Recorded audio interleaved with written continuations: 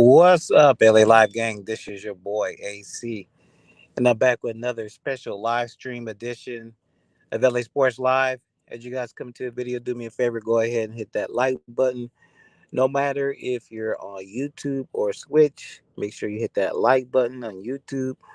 And if you're on Switch, make sure you hit that follow button. It really helps the channel, both channels, and I really appreciate it. But if you guys are new to the channel, if you just found a brother, go ahead and subscribe.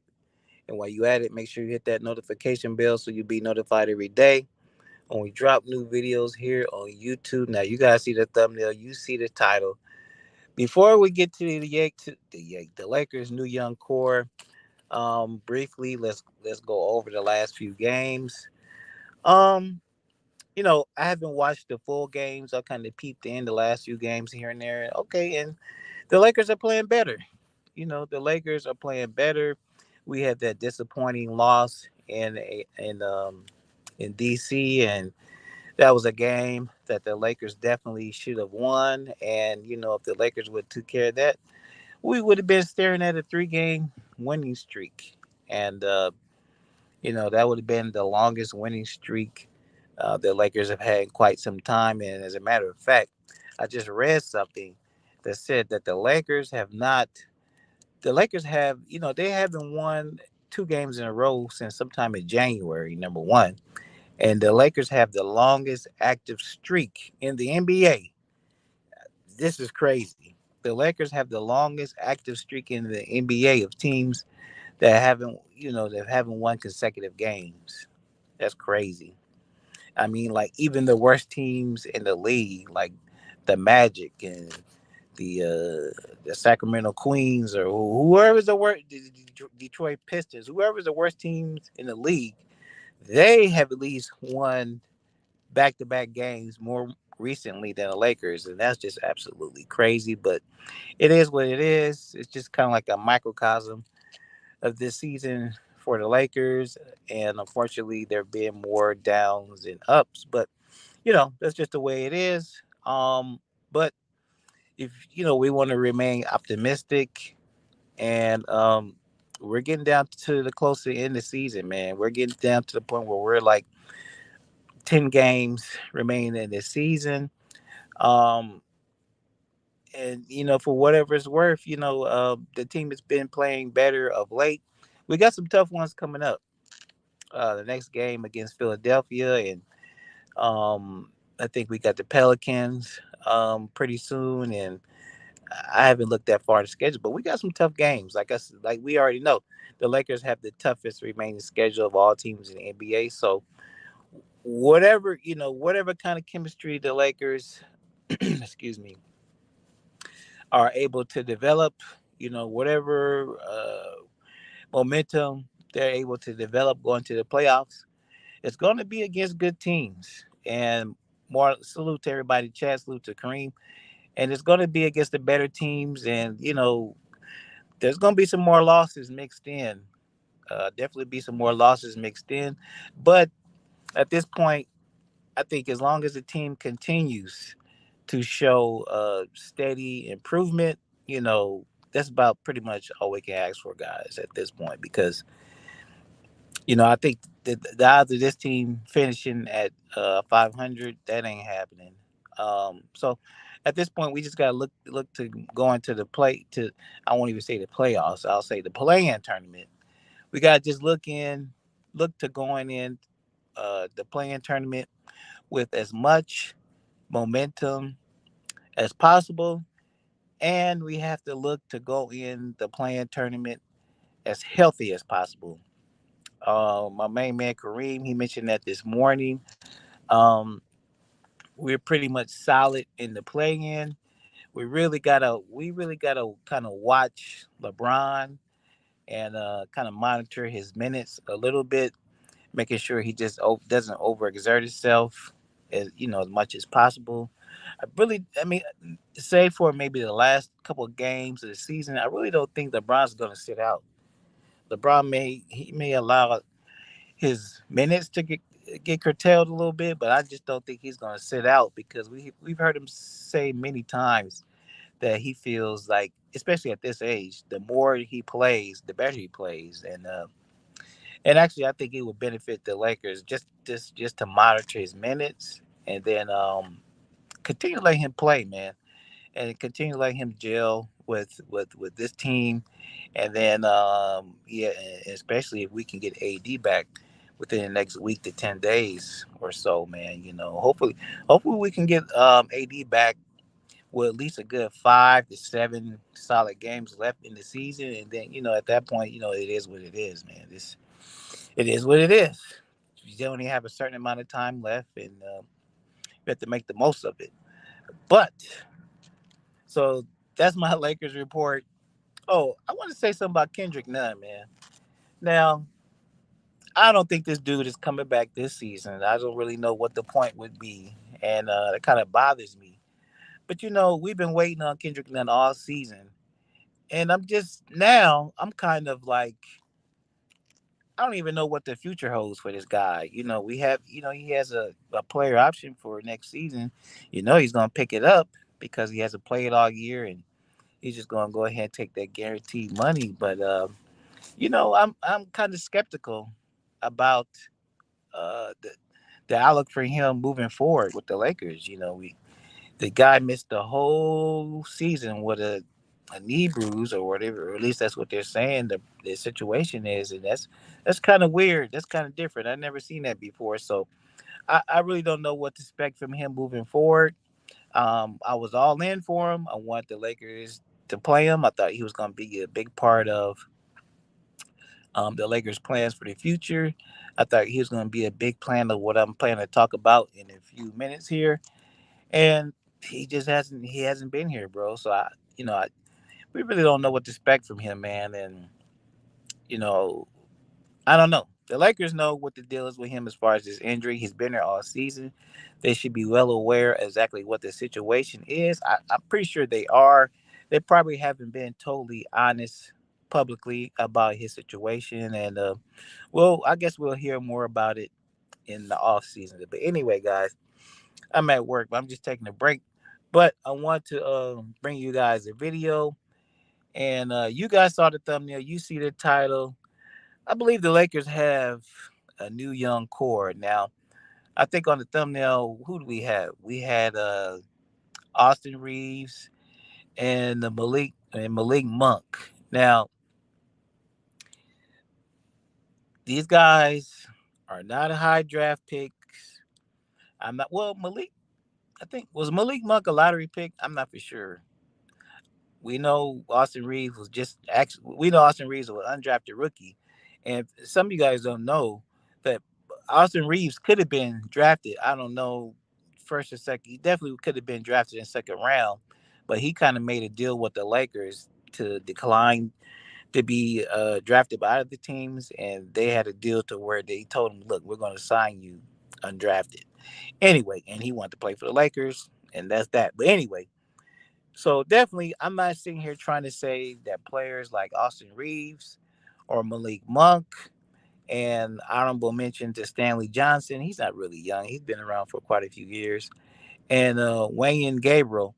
I'm not trying to say that they're on the talent level of Lonzo Ball or Brandon Ingram, Kyle Kuzma. No, I'm not saying that. But I'm just saying of the players that we have, the younger players that we have, um, they've been playing quite a bit lately, and they've been playing quite a bit together with LeBron and Russ. And I've been seeing a little bit of chemistry forming, guys. I've been seeing a little bit of chemistry forming, specifically with Monk and Reeves. And you guys notice, I mentioned Austin Reeves, Malik Monk, William Gabriel, and Stanley Johnson. You notice who I didn't mention. I didn't mention THT, and of course, I didn't mention Kendrick Nunn because he hasn't played. But these four guys here in particular, man, like I said, these are not, you know, uh, lottery draft type talent players, man. These are just strictly role players, strictly role players. I don't think any of these guys will ever Monk. Speaking of Monk, Reeves in the game, I don't think any of these guys will be all stars. I don't think they'll make any, no all NBA teams or anything like that. But I'm just saying, I think the Lakers are quietly developing good mid to end of the, good mid uh, bench role players, and I don't think it's anything wrong with saying that. Um, you can look directly at we can look directly at Malik Monk's play. He was horrible, right? He was horrible defensively. But if you can look at his play now, yeah, he still makes little mistakes here and there, but he's gotten better. We're seeing progress. As far as his confidence is concerned, he's had that the whole season. When he gets the ball in his hands, his eyes light up, and you can see the confidence there. And then he's immensely talented, offensively speaking. He has a package. He has a complete package. He can drive to the bucket, he can finish, and he can shoot. Can't really ask for much more. Decent handles, all that. Specifically speaking about Austin Reeves, cause like players like Stanley Johnson, William Gabriel, they got here late, bro. So we haven't seen that much of them, specifically William Gabriel. But Austin Reeves, we know that Frank Vogel loves him. He's in love with his hustle and tough play, and I don't think this guy will ever be a 20-point scorer or even 18-point scorer in this league. But the dude is solid, man. Rookie or not, white boy or not, whatever you want to call it.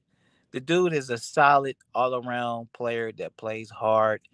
And he does have like an all around game. Um, but specifically his just him playing hard and playing defense and being a very I view him as a high IQ player, for his age. And some of that might be coming from with him, playing several years of college. But the dude, he does not have the IQ of an undrafted rookie, in my humble opinion. I mean, so that's that. I think the Lakers are quietly but surely developing a good young core, good young bench players that hopefully they can keep around. Each of them keep around for a few years. We did see that story, guys. We did see that story come out. What was it, 2 days ago, about Malik Monk saying that he said rookies. So look, there ain't really no rookies on the Lakers except um, Austin Reeves. So he may mention that some veterans are getting on the rookies or whatever, and you know, I saw some in some Laker chat rooms that some people were having issue with that. But you know what Malik is talking about, man, it happens all the time, bro. So I ain't really playing, I ain't really tripping off that much. And if they're specifically talking about Austin Reeves, I really do believe Austin Reeves has tough skin and he ain't gonna let that stuff bother him, man. Low key, if you follow Austin Reeves on social media, he knows what he's doing. He's active on social media.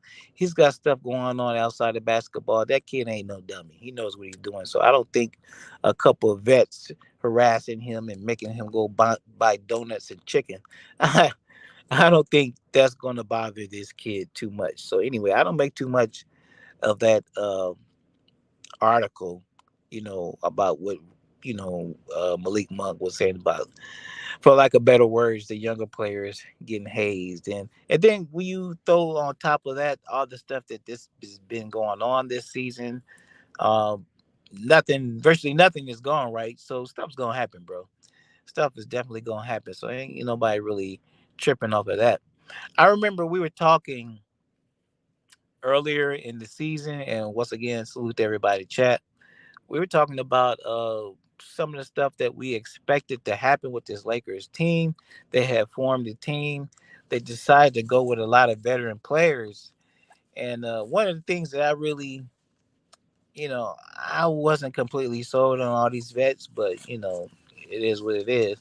But one of the things I was saying is, look, man, You can get all these vets all you want, man, but these younger players, the younger players are going to be the ones in the end. It might not happen right away, but these younger players are going to be the ones in the end that's really going to make a difference with the Lakers. And if you look down the stretch, man, these guys have been playing hard. The defense is getting infectious with these young guys. They love playing, and honestly, quite as kept, I think they like playing together. I think they like playing together with Russ and LeBron, and because really, once these guys gel and they kind of know what their role is and they know what they're doing, and they're not putting in all these stupid ass mismatches. That's a whole nother video with Rogo and what he's doing. Because look, I've heard a lot of people talk trash about Stanley Johnson and say, "Hey, oh, Stanley Johnson be out there getting cooked. If he be out there getting cooked, then Stanley Johnson is what 6'6", and they got him guarding people 6'8" and taller. What the hell do you expect? He's undersized. He shouldn't be really guarding anybody. He should only be guarding guards. And if the Lakers make the right moves this offseason and they decide to keep Stanley, you guys going to see that he's going to fit in much better. But anyway, I kind of thought that the younger players will make a big difference.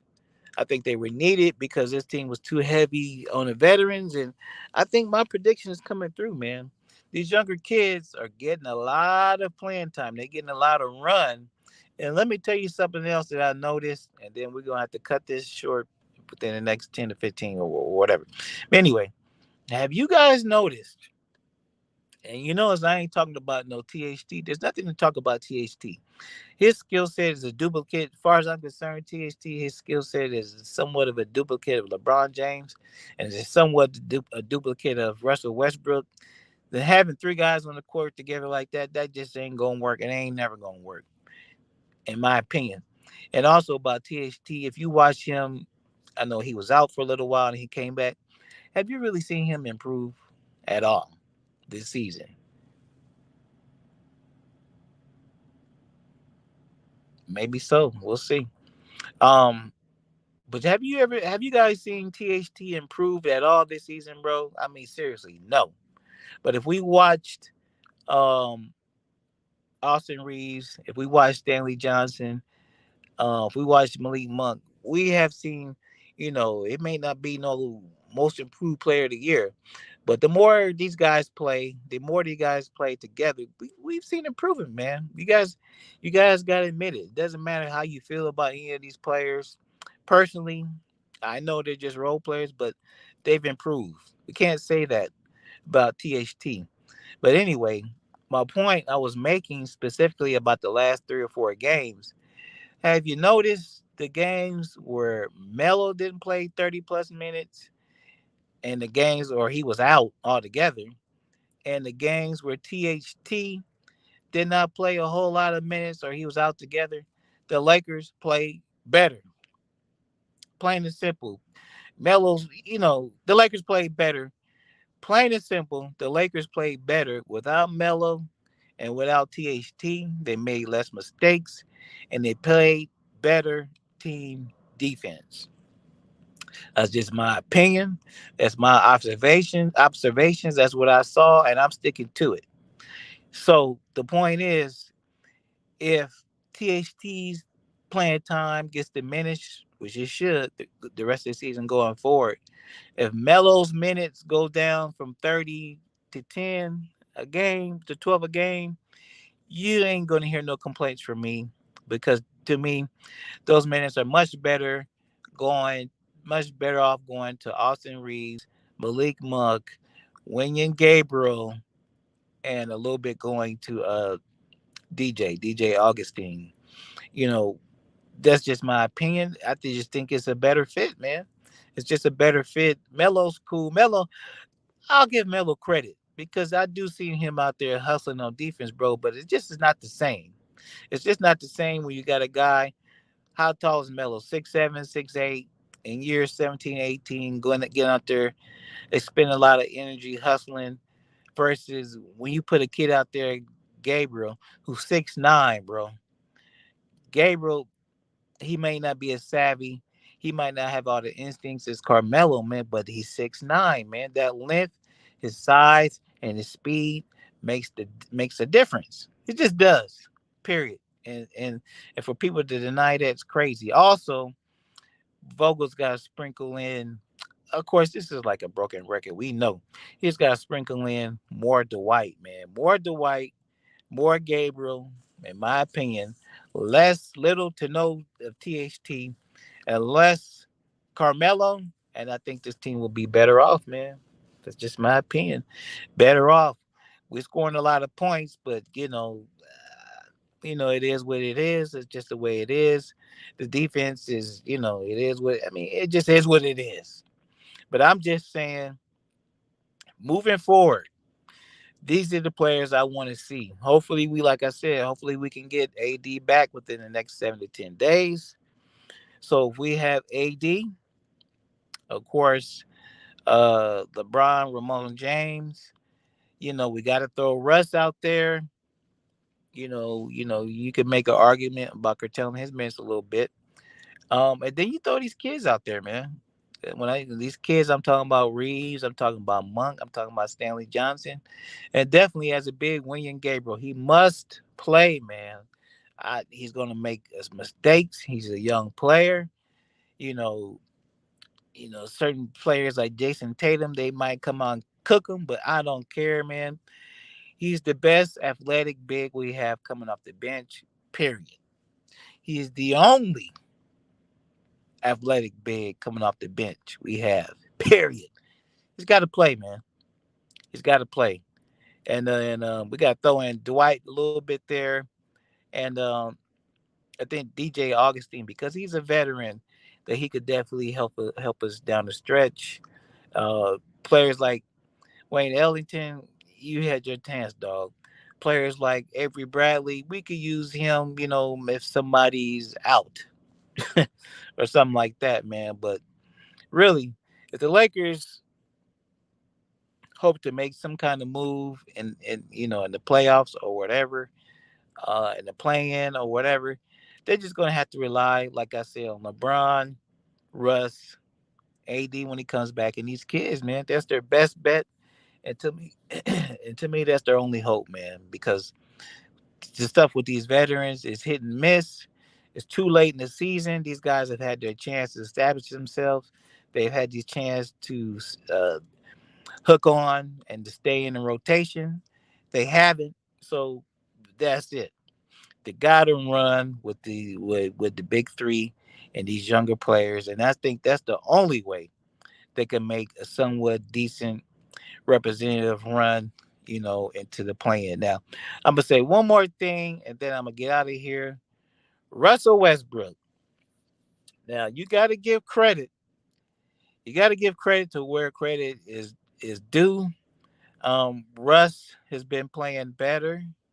He's being more precise, being more precise with his passes.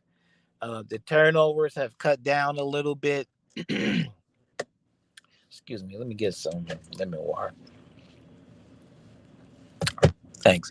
And he's playing a little bit more under control, man, and taking fewer shots, and he's taking better shots. Russ is slowed down a little bit, and making sure he's taking the best shot, and just making sure, man. Even I watched him slow down, and even kind of just paying attention that his shooting form and his feet and all that stuff is perfect. When he takes these shots, because now we're getting down to the nitty gritty. We're getting close to the end.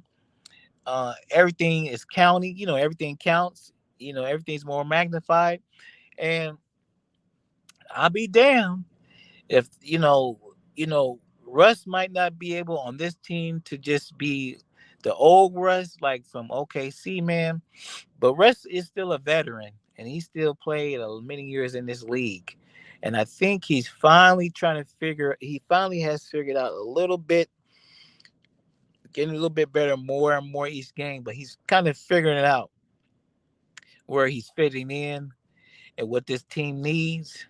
And damn it, it's damn near at the last minute. But like as the old saying goes, it's better late than never. I think Russ, like I said, is finally getting it. He's kind of fitting in. He's making better choices, making better decisions with the ball. And hey, man, like I said, better late than never. And I just really think, and Vogel, ugh, I don't know what's up with this dude. I'm not gonna go into all these conspiracy theories. Right. That's right. That's right. Lakers for life. That's who we got to roll with, man. Lakers for life. That's who we gotta. That's who we gotta roll with. And like I said earlier, I expected Kendrick Nunn to be in that, bro, but well, he ain't been on the court, so I don't know. But anyway, Frank Vogel. I hope he realizes this, man. Stop with all these dumbass experiments, and you just gotta go. You gotta go with a rotation of, like I said, the big three, and these kids sprinkle in a little bit of DJ Augustine and Dwight, man, and that's about it, bro. I mean, you want to get cute, you give Melo a little bit of run because let's say if it's on a bad night, we don't have any offense or nobody shooting, you can bring Melo in. But I'm just telling you, man, we got to have these young legs out there. We got to have these active arms out there. That's just what that's just what. Let's be honest. That's just what LeBron and Russ need around them at this point, man. That's what they need around them. Young, young, active people. And then they're Russ and LeBron, and when AD comes back, they're still good enough, man, to where if they just have young, active people who can hustle and play defense, I think the Lakers can make a run. We're not gonna make no predictions or nothing like that, man. But if they keep those kind of players around the big three, and in the rotation going down the stretch, I definitely cannot guarantee any success, but I just think that's the key, and I think that's the Lakers' best bet. You guys let me know in the comments below. Salute to everybody who came through in the chat. Laker fan for life. My main man Kareem. The Kareem report came through. You guys make sure you subscribe to the Kareem report. Excellent, excellent basketball coverage. Excellent, excellent Laker coverage. And hey, we'll see what the Lakers do. It's do or die. It's crunch time. We'll see what the Lakers do in the next 7 and 10 days. Anyway, guys, like I always say, this is your boy, AC LA Sports Live. I will wrap with y'all later. Somebody hit that outro for me, please.